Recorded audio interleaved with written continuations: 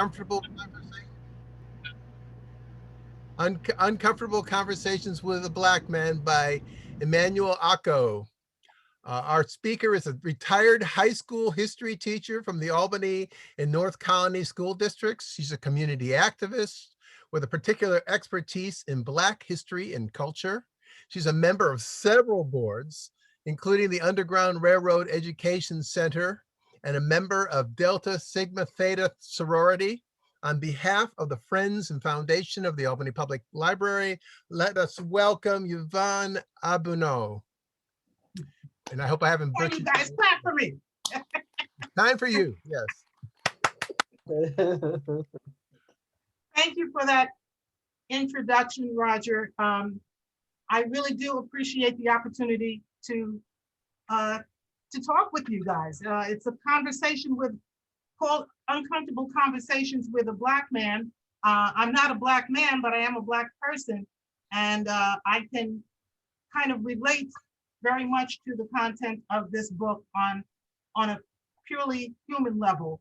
Let me just say from the very beginning that I don't know much about sports. I'm really not into a lot of sports, and I know my cousin Cedric is a big sports enthusiast. So when I told him that I was reviewing this book, he knew immediately about Emmanuel Acho, who he is, I should say, and something about his background, but I was not familiar with him.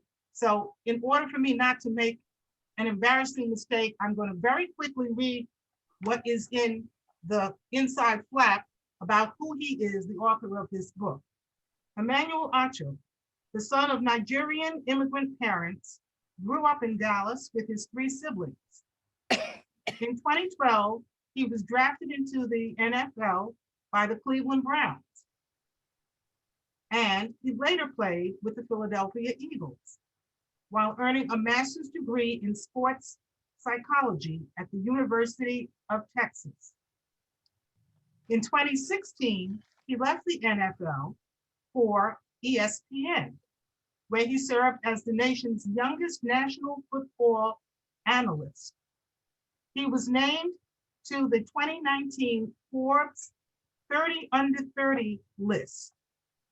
He is now a Fox sports analyst and the creator of the ongoing online video series, Uncomfortable Conversations with a Black Man. And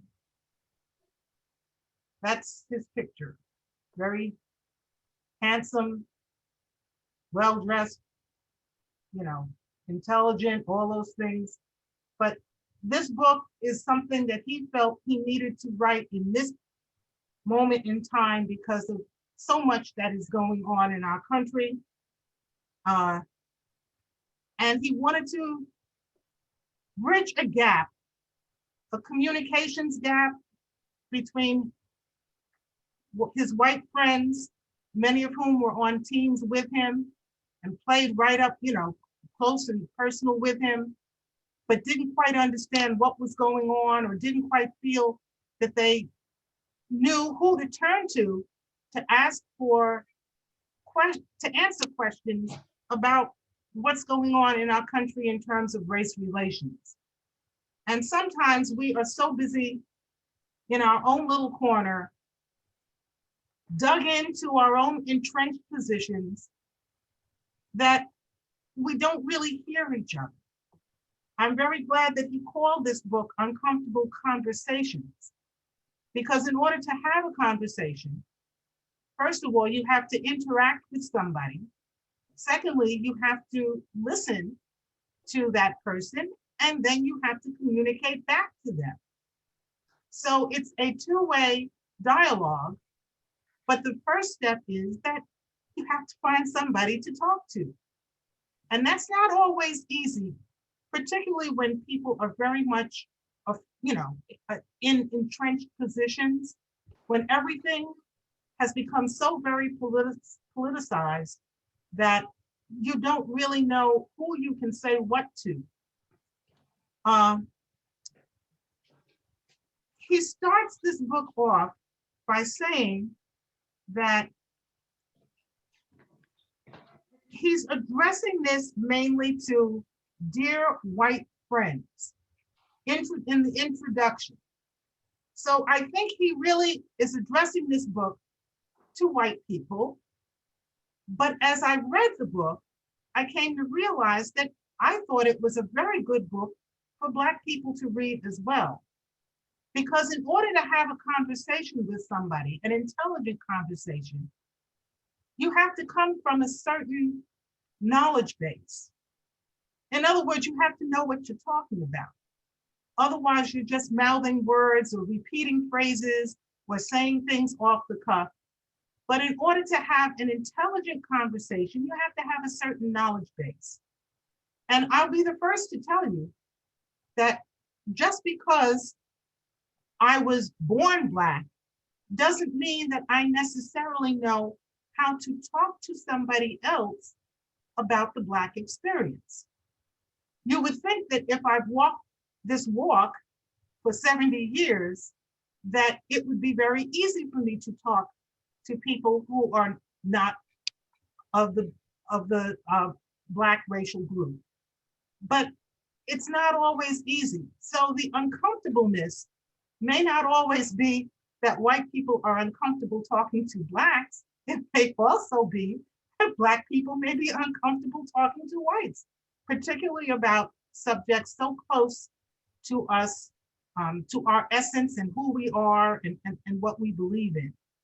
And again, Black people are not monolithic.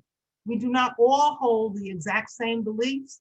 We do not all have all of the answers to all of the questions, but at least this book attempts to give us a base on which to start those kinds of conversations and find some common ground and maybe some understanding, and maybe come away from it being able to relate to each other better as people, which is a big, big step in the right direction. So, in the introduction, he starts off by saying, "Dear white friends, country persons, welcome. Pull up a chair. Consider this book an invitation to the table." And he says that this is a space to learn things that you've always wondered about, a place where questions you may have been afraid to get answered. For all of you who lack an honest Black friend in your life, consider me that friend. And I think that this was a very wise way for him to start this book, because he's trying to turn the temperature down and say, look, I'm not here to preach at you. I'm not here to convert you. I'm here to converse with you, to reach out with you. You are my white friends. And once you establish that you're not going to bark, you may say things that make you uncomfortable, but you're not going to bark and shame someone, then I think it's a lot easier for us to make some kind of progress on the thornier issues that are confronting us. He talks about growing up in Texas and something about Texas being the birthplace of Juneteenth. Now, I trust that everybody in the room is familiar with Juneteenth. Yes, yes. Yes, Okay. yes.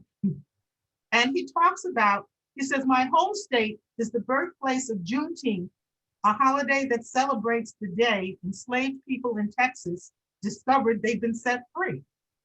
And they were the last group of Black people to find out. It's a day that, among other things, calls attention to the state's long Confederate history. You know, when we are talking about current events that are going on in the South, in the Deep South in particular, in Georgia, in Texas, in Florida, we have to remember that these things are happening now, but you have to put them in a context. The Confederacy may have lost the Civil War, but in many people's minds, the Confederacy is not dead and gone. It lives deep within their psyche and deep within their history. deep in the heart of Texas, if I can make a little phrase there. And so he's coming from a perspective of a Southerner whose parents were born in Nigeria. And that gives him an even deeper perspective into the Black experience. Because as anyone who has any connection to African people knows, that because you were born here, your Black experience is going to be different from that of someone who was born on the continent. And I can attest to that because I'm married to a Cameroonian. I've been to Cameroon 4 times. I have Cameroonian family that live here in the United States, partly because I married the eldest son, who was the first one to come over. So I had my own little coming to America in my own life. My husband was not a prince, but he was from a well-to-do family, and he was the first to come to the United States. And after we got married, several of his siblings and other relatives came over, settled in the Capital District, many of them in Latham. Some of them raised families here, some still live here, some went back to Cameroon. But my point is that when I went to Cameroon, I became so acutely aware of being American. I mean, I'm Black. I married a Black man. I went to the motherland to meet his family, and I felt like a fish out of water in many ways. So what he is trying to say in this book is that everybody does not experience Blackness the same way. When he grew up, he was saying that people would tell him, his peers, other kids in school, well, you don't talk like you're Black. You don't sound Black. You don't even dress like you're Black. And I know exactly what he's talking about because I experienced the same thing growing up in Harlem.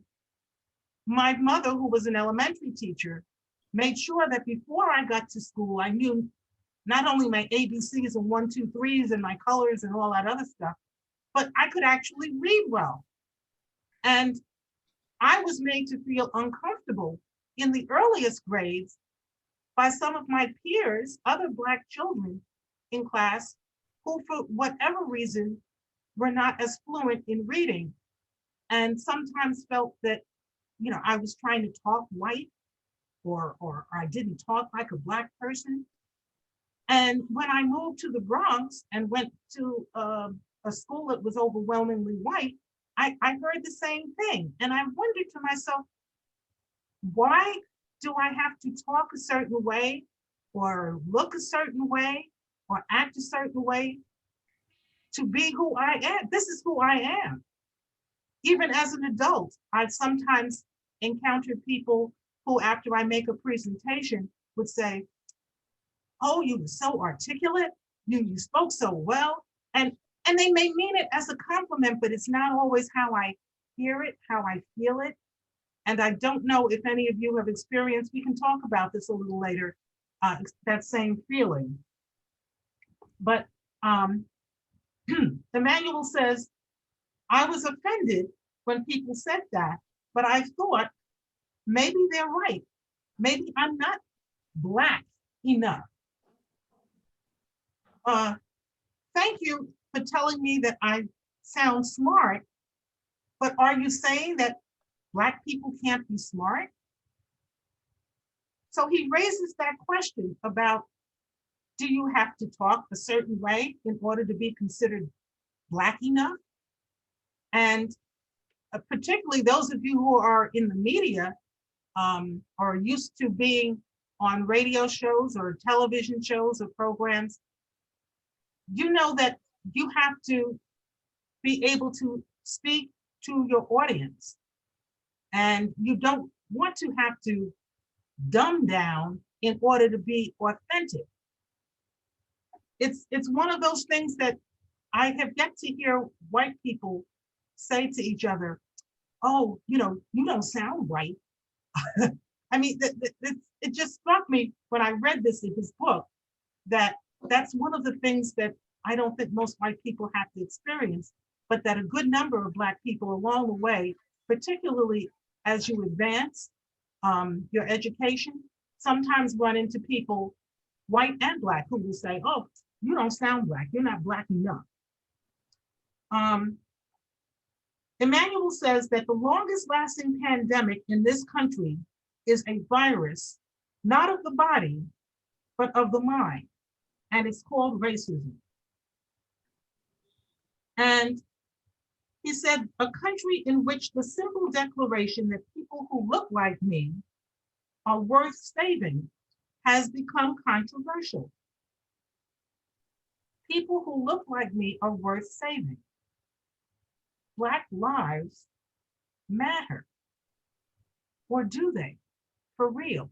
If we look at the history of this country, if we look at what's going on right now with the trial regarding the killing of George Floyd, does America really value Black lives? And this didn't just start with George Floyd. We all know that this has been going on since we got off the boat. But we're now really questioning and really affirming that Black lives do matter. Okay, going on in the book, one of the first topics that he takes up in part 1 is the name game. Are you Black or are you African American? And this is a thorny question because quite often somebody will want to say the right thing and they're not sure what the right thing is to say. I think we've gotten past the Negro stage, but he talks about how some people are still not comfortable using the word Black.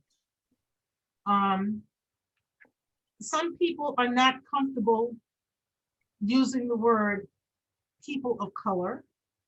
Some people are not comfortable using the term African American because not everybody identifies with Africa as a continent as being their roots. He mentions that his parents were from Nigeria. They know exactly where on the continent they came from. My husband is from Cameroon. Now, my children are truly African American because their father was born on the continent in the country of Cameroon. Their mother was born here in Harlem. So my children are kind of unique in the sense that they can pinpoint exactly where their ancestors came from. They've been to Cameroon, they've been to New York City, so they know exactly where our roots are, but most of us don't have that knowledge base of exactly where we came from before we landed here. So it raises the question, what do you call a person of African descent living in America? Do you call them Black, African American, colored, Negro? Okay, I'm just playing about Negro, but how do you identify yourself? And then he goes into the history of how Black people have been identified in different times in our presence here on this continent. Because remember, this whole racial thing, it happened here. We got categorized and put into different boxes over here. In Cameroon, in other African countries, you identified with your tribal group. You identified with the people in your family, in your clan, in your group, and not so much as a racial thing, because one tribe might war against another tribe, but it wasn't that, I'm white and I'm superior, and so therefore I'm going to enslave you. But that didn't happen until we were brought over here and categorized and put into boxes. He says in his book, we must never forget that the lion's share of people of African descent who live in this country had ancestors that were seized from their homeland and stripped of core parts of their identity, their kinship ties, their links to a tribe, their language, and they suffered on a hellish journey. And he talks about how they would mix up the different tribes on the slave ships so they couldn't communicate with each other. Although eventually people did find a way to communicate with each other. And everything was not lost, but it had to be subverted. You couldn't speak your native tongue out loud on the plantation. You had to find other ways of getting the message across and communicating. Everything did not die, but you couldn't practice who you are, who your core values were out openly. You were to adopt the identity, the language, the religion, and everything of your master. He mentions in his book that the first widely used term was colored because it was accepted by both white and Black people and deemed to be inclusive. Colored reigned supreme into the early 20th century. For example, during the Civil War, the Black soldiers were called United States Colored Troops. And they weren't offended by that. They were glad to put on a uniform and fight with the Union Army and fight for their own freedom. So yes, United States Colored Troops, that was perfectly fine. The NAACP, National Association for the Advancement of Colored People. And through the years, there have been attempts to get them to update their name, but they don't want to do that because that's who they were when they were founded in 1909. The rise of progressive Black figures like Booker T. Washington, W.E.B. Du Bois began a shift from colored to Negro. You probably heard the term used a lot during the Harlem Renaissance period, the new Negro. I think Marcus Garvey used the term Negro, Universal Negro Improvement Association. Negro sounds kind of archaic to us now, but at that particular time in history, Negro with an uppercase N was the more acceptable term. Later on, particularly during the Civil Rights Movement, the term Negro fell out of favor and a lot of it was replaced by Black. Say it loud, I'm Black and I'm proud. Black Muslims. Black was seen, the Black agenda. It was seen as returning us to the essence of who we are as dark-skinned people. And it didn't matter if you were from Jamaica or from Harlem or from Watts or from Nigeria or wherever you were from, you were Black people. So Black became a symbol and an all-inclusive word during a particular period of time, and it's still widely used now as being more inclusive. He talks about the Black agenda.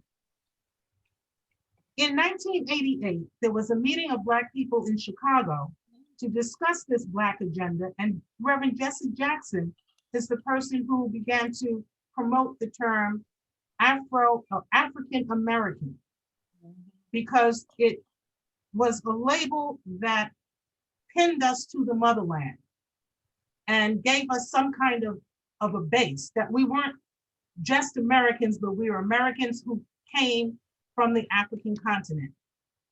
And it was attempting to establish a link between those of us here and those of us still in the homeland. African American celebrated our cultural heritage, but not everybody agreed with the term African American.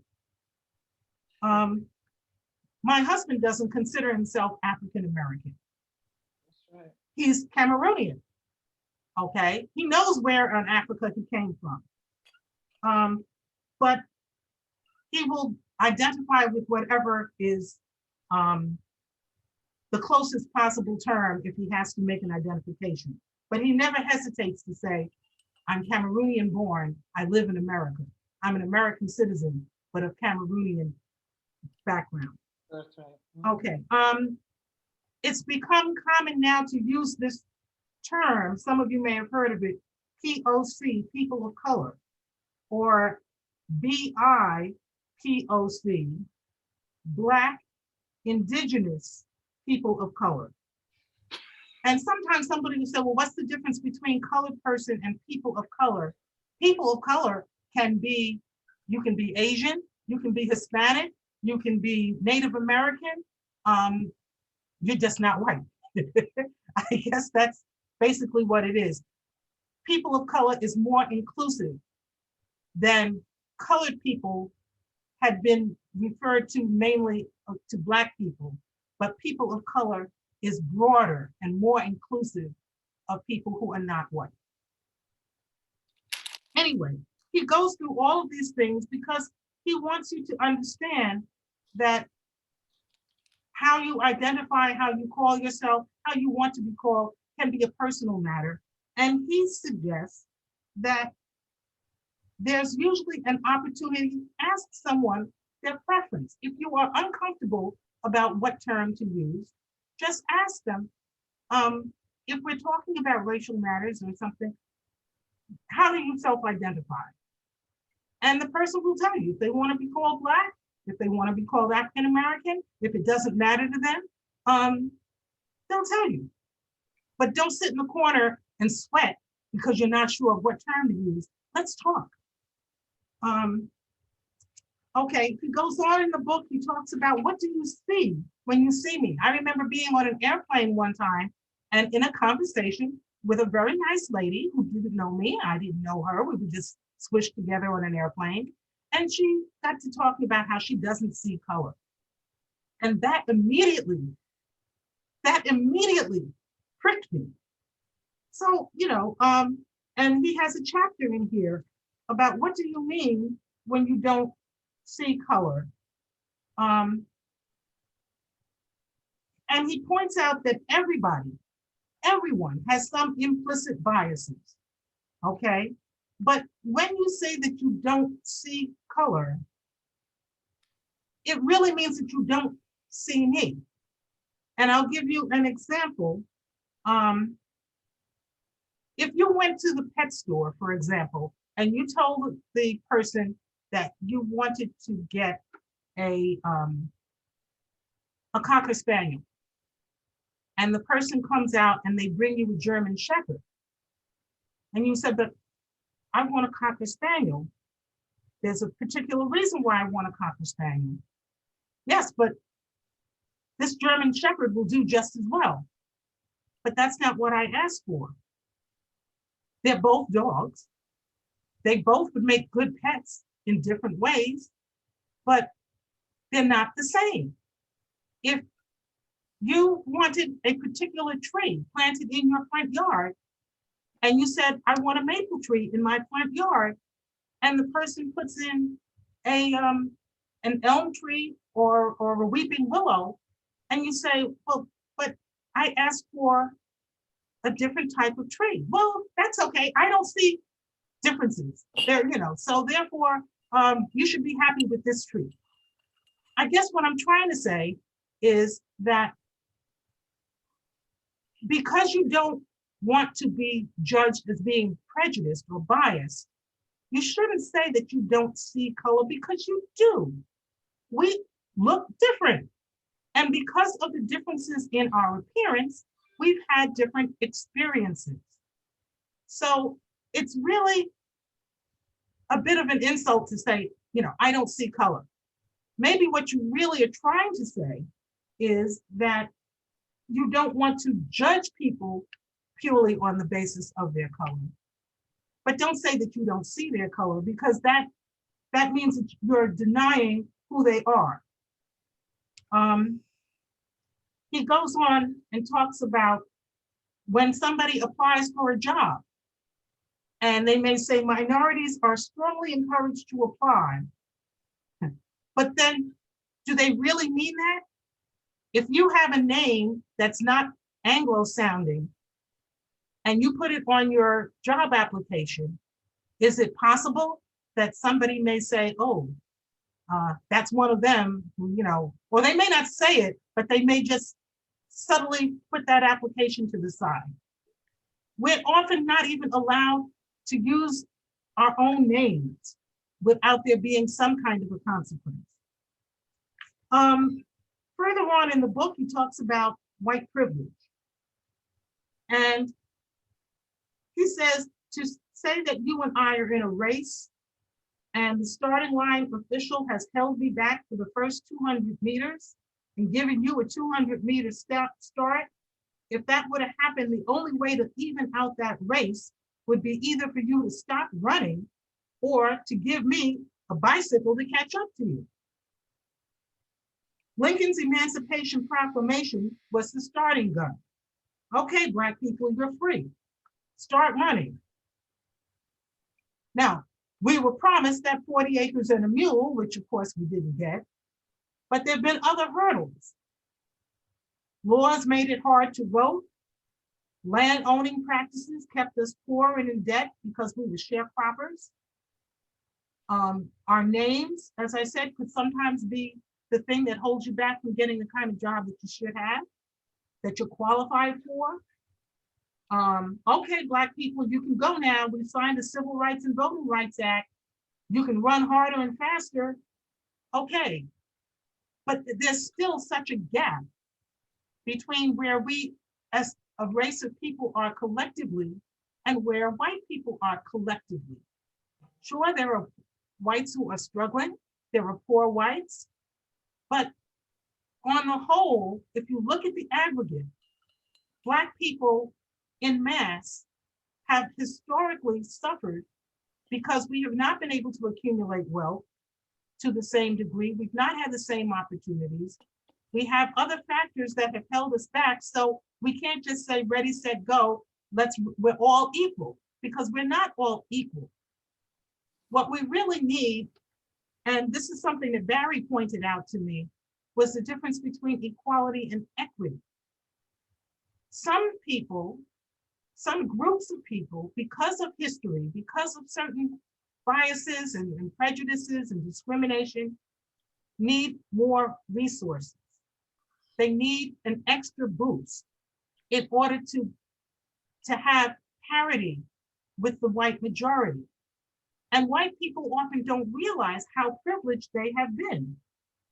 That white privilege is the power of feeling normal that he writes in this book. And you think about that.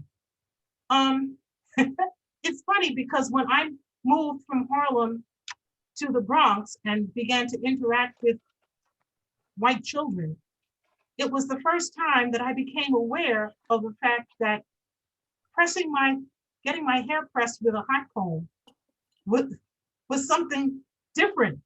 I mean, when I grew up in Harlem, everybody, you got your hair washed and you got the grease out and you greased your hair and you got the hot comb out and you straightened your hair and whatever. And the first time that my friends happened to come by my house and my mother was doing my hair, and they said, "Oh, wow, doesn't that hurt? Doesn't that burn?" And I had never thought about that. And they asked me, just as kids would be curious, they looked at my hands and my hands were darker. And they said, were you put in the oven? Were you baked brown?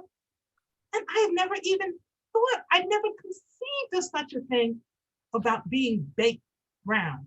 But this is the reason why he's writing this book, is because these perceptions come about early in life and they stick with people, and then they turn out to be more, be acted upon. So what is normal? What is the acceptable standard of talking, of dressing, of other things?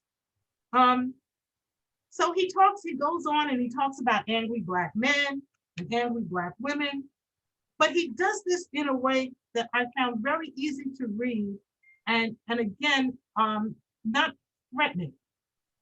He talks about systemic racism, how it's built into the system so that you don't even realize it's there. Before Barack Obama came along, I don't think any of us really thought we were going to see a Black president. It just wasn't. I used to have, as a history teacher, pictures of all the presidents hung up across the classroom walls, and they were all white men, and that was the norm. And I didn't really think about it until it happened. And then you say to yourself, oh, wow, you know, it not only can it happen, but it has happened. And maybe it can happen again at some point. Maybe we'll get a woman as president someday. But if you've never seen it, you never really think that it's possible. Anyway, I'd kind of like to get some feedback from you guys. I've been yakking on, but this is a really good book to read. It's an easy read, and yet it provides some very good explanations for simple things like why Black people lotion their legs and their arms, you know, why they, why, you know, just a whole lot of things that somebody might somehow pop up on you one day and you say, where did that come from? If you have an idea to expect the question, then you'll have an idea of how to frame your answer. And that's why you should read this book. Okay, so let me hear back from you guys. Comments, anyone? Yeah, I think I've got my hand up there. I'm not seeing it, but that's okay. Go ahead. When I finally find out how to use it, you can't see it. But one thing that comes to my mind when you talk about Juneteenth in relationship to what the book is discussing, and I think it's from your description, Sister Yvonne, I think the young man has done a good job, especially he coming from the background that he comes from, and then experiencing America as it is, especially in a place like Texas. But at the end of the Civil War, what happened? No one was hung. Jefferson Davis wasn't tried for sedition. Robert E. Lee wasn't hung. They accepted his sword. See you, go back to your plantation or your farm or wherever you came from. That was it. The circumstance for white America actually didn't change. The circumstance for Black African descent, people of African descent, changed in a way that they were now set free. But when they went back well, I think there was confusion. They didn't know where to go. Some plantation owners set them out. Some plantation owners turned it into, as you said, a sharecropping relationship. The circumstance didn't change. In fact, I believe it even became worse once that event ended. There was no justice given, no justice for the Confederacy. They didn't need it. They just blended right back into how they were working and doing things before. They controlled the towns. For the most part, they controlled the legislatures of the states, although there was some time during Reconstruction, but they got it back. So our circumstance, in my view, in my study, really didn't change. It kind of reworked itself. It brings us to where we are now. My next point is that we were not seen as human. And I think one of the issues is that people have to see you as human. When a person says that they don't see color, well, that's insulting to me because you don't see my humanity. Okay, because I am human first, and Cornel West struggled with this matter of what does it mean to be human? What does it mean to be an American? And you know, in some of his writings, that's the struggle that he has. What does it mean? You have to see me as being human and having an intellect, no matter what my accent is. And no one talks about a person with a Alabama accent, white person. It's truly distinct, or a Georgia accent. But why is it that we have to sound a certain way? some of us have Georgia accents and Alabama accents as much as they do. So, I think it's a deep dive, and I think that he's opened up some good dialogue.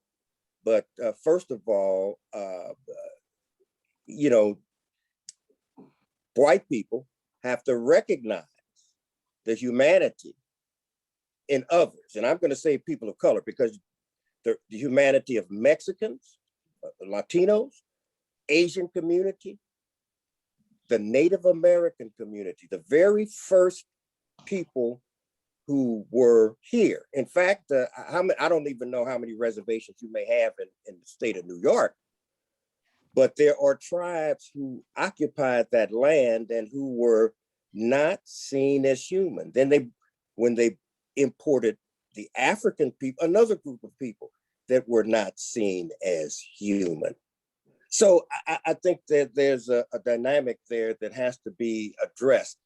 In some instances, and I'm going to go to the police officer Chauvin, he didn't see George Floyd as human. That's a whole nother conversation. Exactly. But he did not see him as human. No. And he did with him as he chose to do. For as long as he chose. Somebody else have something to add? Well, Barry has his hand up. Oh, okay. And then Sonia can go after Barry. If Barry unmutes. Yeah, Roger, thank you. Thank you, Sister Yvonne. And I think that just some observations, this is a good read. Of course, when we talk specifically about the trajectory of Black males, that's going to look very different, even when we talk about those historical underpinnings and concepts. And I often, as Sister Yvonne knows, that my description of myself as an American African, meaning that my rites of passage here is in America, and I am connected to the African continent, that it allows people to at least immediately to make a relationship with my lived experience. I think part of the challenge for the discussion around race is that this word Black is a misnomer. It doesn't define who you are. Clearly, if you didn't know Sister Yvonne, you would not know that she was married to a Cameroonian, nor would you know that her husband was Cameroonian unless he defined himself. And so America's always been troubled by the descriptions. We have not had control over that. And I appreciate the fact that there is some historical context in regards to Negro, Afro. We had Afros, Afro-American, we had African-American. And so we do have a rich history in the labeling. I would say again, for American African males, even that looked different in regards to its relationship to America and the systems. And so even though there was some empowering labels, that would not translate to the relationships with whites here in America as they value Black males, American African male experience. So I just think there's a lot to unpack. There's not one way of clearly kind of looking at all these intersections. It does challenge us to how do we honor and value one's lived experience? And you have to ask the question and you have to allow that definition to happen through the lens of that person. Thanks.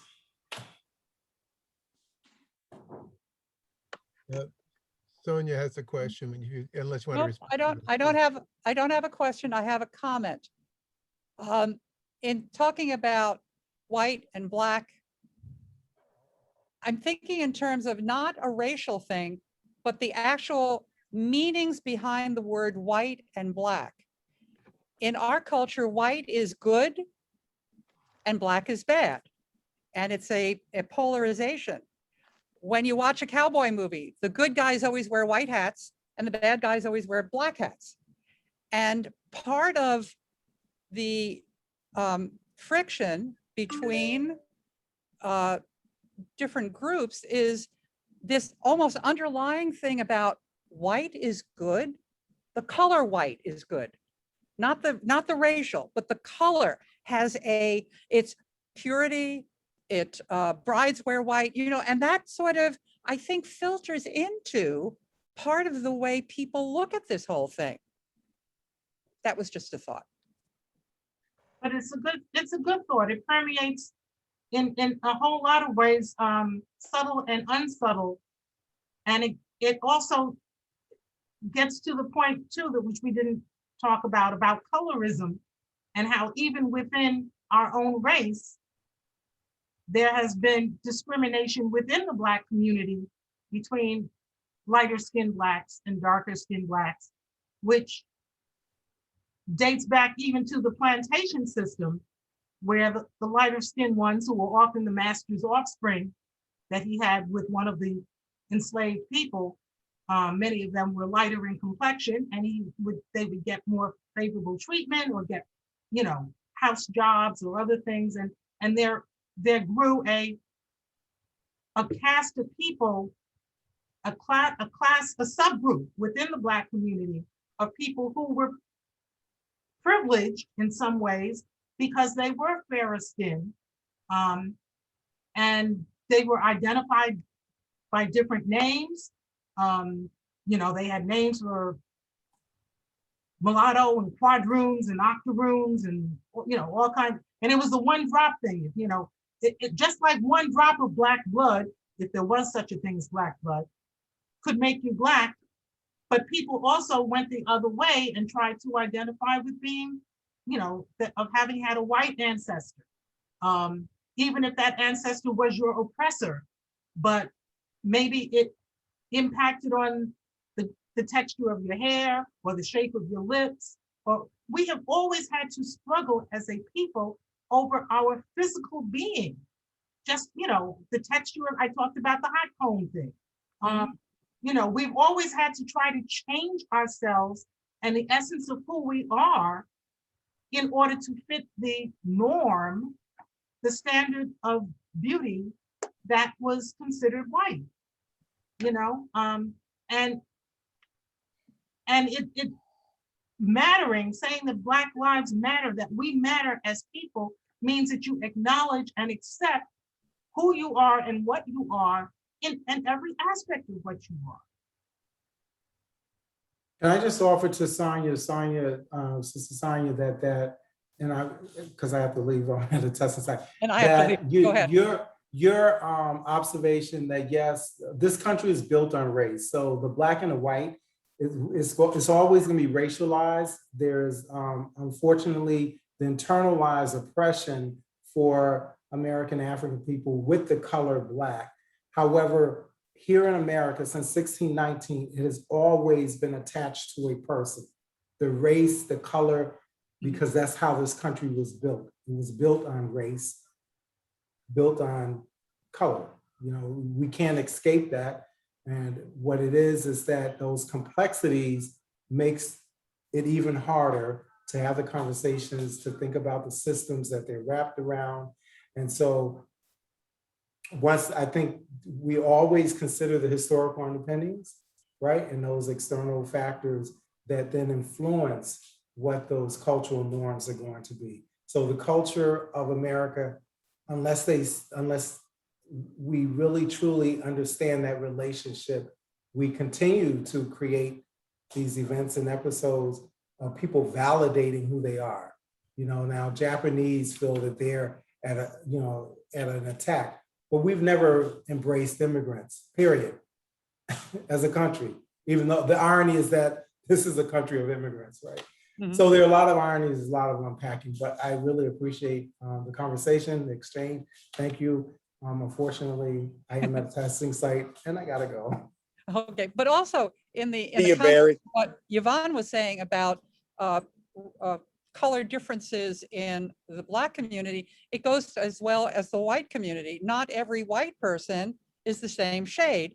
And some of us are pink. And if you would talk about pink power, you'd go, well, that sounds weird. And people, it's shadings, whether it's your Black community, your white community, that get everything, well, never mind. But I just think the word white and the word Black have more than racial, have other things attached to it that then pull it down and weigh it down. Connotations, other connotations. You Right, know, like white is pure. mhm. And if something is dirty, it's darker. And that sort of, I wonder if that plays into how we look at things. Oh, yeah. Yeah, You internalize those kinds of things very early. You pick up on those kinds of things. And I often talk about how when I was growing up, and I'm sure many of you who are older have experienced this, in the old days when most people, the overwhelming number of people on television were white, and if there was a program that had a Black guy on it, like, you know, he would come out and do a little tap dance, and everybody say, "Oh, but you know, there's a Black guy, there's a colored guy on television, or Lawrence Welk has a Black guy doing the tap dance, or there's a Black guy on Ed Sullivan's show." And so, I mean, it was such a novelty to see yourself in some kind of a role. The only Black people, when I was very young, the only Black people that I really saw on television were Beulah, Amos and Andy, you know, Stephen Fetchit, maybe, you know, Rochester, Ivy. Jack Benny. Yeah, Rochester or Buckwheat. Okay. And so you start to think of yourself as being defined by those images, and you don't often realize how powerful imagery can be until you really have to make a conscious thought, a conscious effort to think about it. That the more we see each other in various roles, in various capacities, the more natural and normal it will seem. It won't be the novelty of, oh, we have a Black president, a Black man as president, or oh, we have a woman of color as vice president. I mean, like, it's the first to do this and the first to do that. Hopefully, we will eventually get to a point where, with more opportunities and with a change in mindset, if you only fish in the same pond, you're only going to catch the same kind of fish. You have to broaden where you look. But you look around and there are Black people, men, women of different ages, different backgrounds, with all different skills, but you got to cast a wider net. You have to look wider, and you'll find other people. And it won't always be just, the first one or the only one in particular category. Somebody else got something to share? Yes, Sister Yvonne, I've got another comment, and just to follow up on what you said. I remember many years ago when I was coming along and having opportunities, the comment would always be, we can't find them, meaning Black folk, to fill these jobs. Well, and that's because they did not look, okay? They didn't look at Morgan. They didn't look at Howard. They didn't look at these schools where there were thousands of people qualified to fill some of those jobs. They didn't look. You look at Michigan State, you'll find thousands of what you're looking for.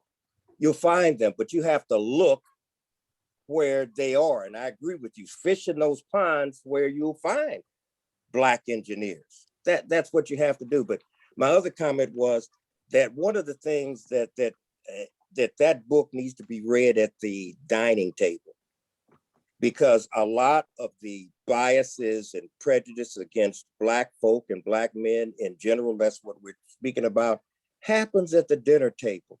Exchanges that you may have had, Sonia, as a young girl at your dinner table, just things that you hear your uncle say, your parents say, your big brother, whatever, talking about different subjects, not necessarily race, but you formed a lot of your thinking from what was said at that table. Because Yeah, the see, let's first, talk about what white allies, if you want to be an ally, if you want to be anti-racist, and not just say, well, I'm not racist, okay, but you have to be actively anti-racist. So when you hear these conversations in your family, and at the Thanksgiving table, when somebody's spouting out something, or Or student it's a says joke, something, Yvonne, or it's a joke. yeah, And, oh, what's the matter? Can't you take a joke? That kind of thing. yes, exactly. Trivializing, minimalizing, Mhm. racism, uh, you know, trying to make fun of something that actually isn't funny. Um, so you have to be the person, the ambassador, to kind of say, and it may be not in a threatening way, but you have to kind of call them out on it and say that kind of language, that kind of thing is not acceptable. It's not right, and it might be lead to a conversation. A lot of times people say and do things unconsciously, subconsciously, I should say, but the effect can still inflict pain and prejudice on a lot of people, even if it is subconscious. You mentioned about this officer with his knee on George Floyd's neck. His posture during that time, he didn't have to say a word. It was his body language with his hand in his pocket, his sunglasses on his head. If he felt that threat, if you feel threatened, you're going to have your hands out there. You're going to be trying to Exactly. to deflect, to control, or whatever. But he was kneeling there for 9 minutes, over 9 minutes, cool as a cucumber, with his hands. Basically, he was doing this. Yeah, exactly. And black people were standing on the sidewalk, black and white people were standing around horrified at what they were seeing, but because he had a uniform, because he had a badge, because he had a gun or whatever, they did not physically intercede, although they could see exactly what was happening. And this is what we had to endure back in, so we're not that far removed from the days when a black person would be up on the auction block and they'd be, manhandling the women and the captive Africans. And, and they would have to stand around and watch this happening and not be able to do a darn thing to keep their children from being sold, their spouse from being sold, their family from being sold. So it's a feeling of helplessness, and we're tired of being helpless. We're tired of that. We need to wrap this up. I believe it's almost Yes. 1:23. Does anybody else have something to add to the Well, discussion? All I wanted to say is that I was really related to what you said about the language and the way you speak. Because that, if you hear the way I speak, I got that a lot. That, in fact, when I had a job when I would do mail, I was doing things online. I'm not online, before online, on the phone a lot. And then they finally met me and they were like, oh, they didn't know I was black. And the white people were like, oh, he's black. Oh, okay. And the black people say, oh, he's black. It was But there was a time, and there still is to some degree, when, particularly in the media, on the phone, on the television or the radio, they would train you to speak a certain way so that you didn't have that black inflection. They would look for people who sounded more acceptable. And now I've noticed over the last few years that they've been having more people who have a more, how do I say it, a more cultural tone to their voice. They don't feel that they have to sound, I don't know how to say this, as European. I don't know what the proper term would be, but they're allowed to say things, or they're featured more and allowed to talk with their natural accent. Right. And, you know, it becomes more and more, the more you hear it, the more you see it, it doesn't sound strange. Steve Rick, were you gonna say something? Yeah, I do. First of all, the book was very good. You hear what I'm saying? The book is very good. I'm impressed. But at the end of the day it's also about white supremacy and power. So only way it's going to change if that changes.